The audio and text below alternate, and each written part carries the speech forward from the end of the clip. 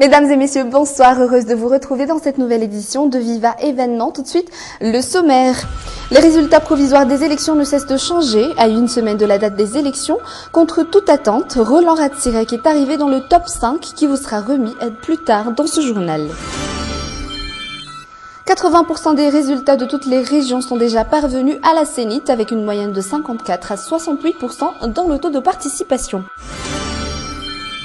L'Oktoberfest, une festivité typiquement allemande que les Malgaches semblent avoir adoptée depuis maintenant 10 ans. Et enfin, plusieurs personnes auraient été victimes d'une fusillade hier au terminal 3 de l'aéroport international de Los Angeles. Le présumé coupable aurait déjà été arrêté.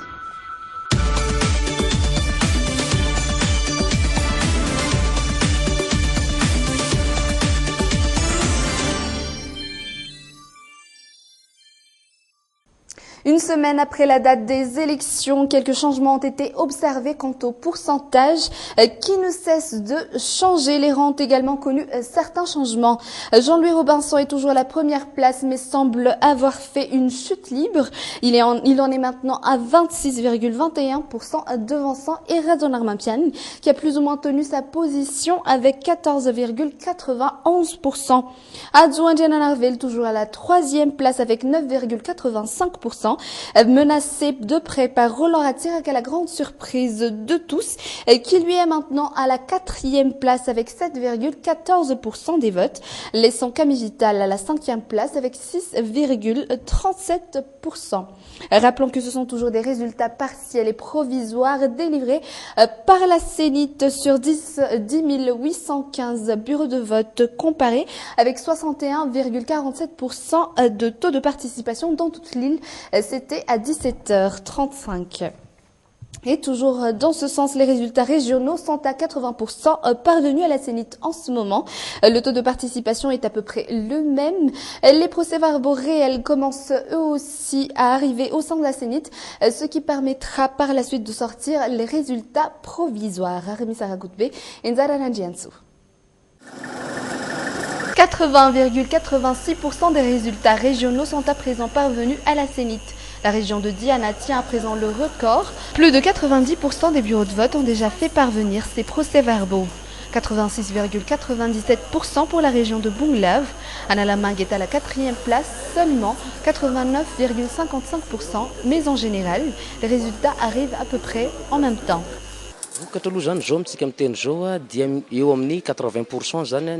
Les procès-verbaux sont arrivés à 80% ici à la Zénith. Toutes les 22 régions suivent en ce moment le même rythme.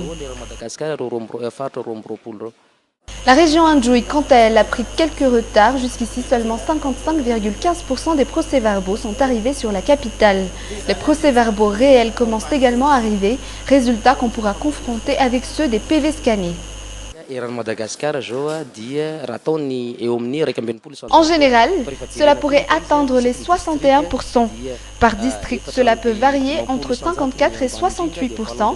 On pourrait en déduire que le taux de participation est à peu près le même dans toute l'île, tous aux alentours de la moyenne. Le taux a été assez faible dans la région d'Andilamane, soit dans les 54%. Et certains chefs Fouktan de la capitale et des périphéries lancent un ultimatum de 48 heures à la Zénith dans leur déclaration d'aujourd'hui pour cause la préparation des dernières élections qui, selon eux, n'ont pas respecté les lois en vigueur. Ils sont 80 chefs Fouktan à protester ce qu'ils appellent la privation de leurs droits aux citoyens. C'était des représentants des 192 Fouktan et de quelques arrondissements. Certains chefs Fouktan ayant été invités n'ont pas répondu à cette invitation. Ils ne se sont pas prononcés dans une affaire aussi délicate selon eux. Et passons maintenant à un tout autre sujet. Les Malgaches ne semblent de toute évidence pas être indifférents aux cultures étrangères. Cela fait 10 ans que l'on a adopté l'Oktoberfest, une festivité typiquement allemande faite essentiellement pour faire connaître toutes sortes de bières. Anna Muriel et Janelle.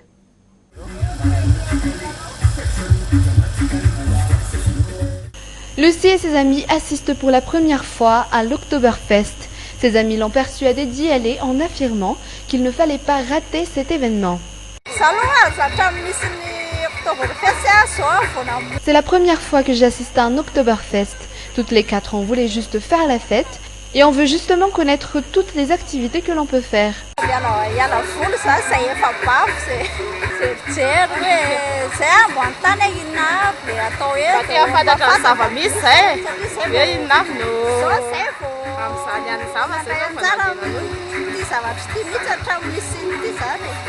Depuis 10 ans maintenant, Madagascar célèbre chaque année ce festival allemand venant de Munich, une célébration initiée par la brasserie Star.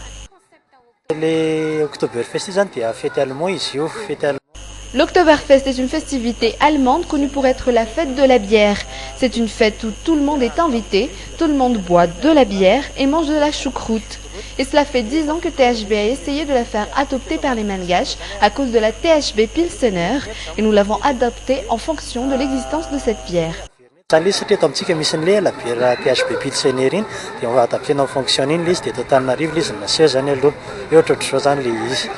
Dès le début du mois d'octobre, chacun se prépare d'ores et déjà à l'Oktoberfest, qui était célébré pour la première fois en Allemagne le 17 octobre 1810, lors duquel les différentes marques de bière étaient exposées bien avant de les lancer sur le marché. Nous avons décalé la date des festivités par respect pour les dernières campagnes électorales. Et cette fois-ci, nous avons décidé d'en faire une spéciale terrasse, pas comme les autres fois précédentes. À Madagascar, cela semble déjà acquis, l'Oktoberfest est faite pour exposer toutes les sortes de bières. Des déguisements ont également été inventés spécialement pour l'occasion, dont pourront profiter les dames. Page culture à présent, Rapariv, un des peintres les plus réputés de son milieu. Du haut de ses 80 ans, il rencontre des difficultés dues à son âge. Il met à présent 3 mois pour achever un tableau. Anna Muriel et Yves Janel nous fait connaître son histoire dans ce reportage. Voici le dernier œuvre sur lequel Rapariv a travaillé, un tableau inspiré de ce que l'on appelle un paysage. À cause de son âge et pour s'assurer de sa sécurité, il doit être accompagné par ses petits et arrière-petits-enfants. En 2009, nous sommes allés à un pêche pour la Pentecôte. Ensuite, plus tard, nous sommes allés à un Jamvat. De ces dernières escapades, il en a sorti plusieurs tableaux, dont celui-ci. C'est un endroit qui se trouve quelque part à Talatanvulnunji.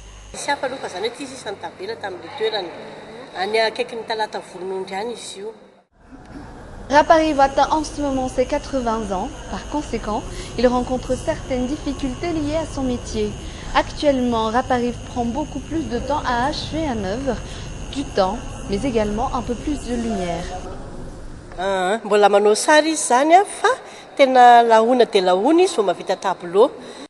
Il continue toujours de peindre, sauf qu'il met un peu plus de temps qu'avant.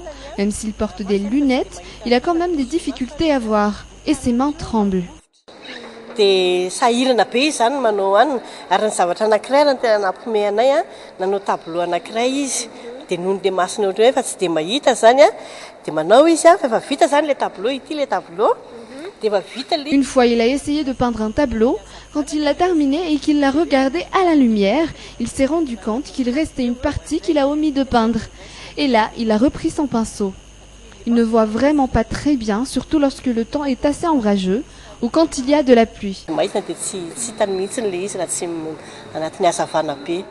Jusqu'au 9 novembre prochain, 30 de ces tableaux seront exposés ici au Café de la Gare Soirinde, des tableaux mettant en valeur des années de combat par lesquelles l'artiste est passé, comme la bataille contre l'armée française en 1947, le poussant à s'enfuir dans la forêt. C'est la fin de ce journal. Merci de l'avoir suivi. L'équipe de la rédaction de Viva vous donne rendez-vous lundi à 12h15 dans Midi Événement et à 19h15 dans Viva Événement en version malgache. Moi, je vous donne rendez-vous lundi à 20h15, toujours dans Viva Événement en version française. Au revoir.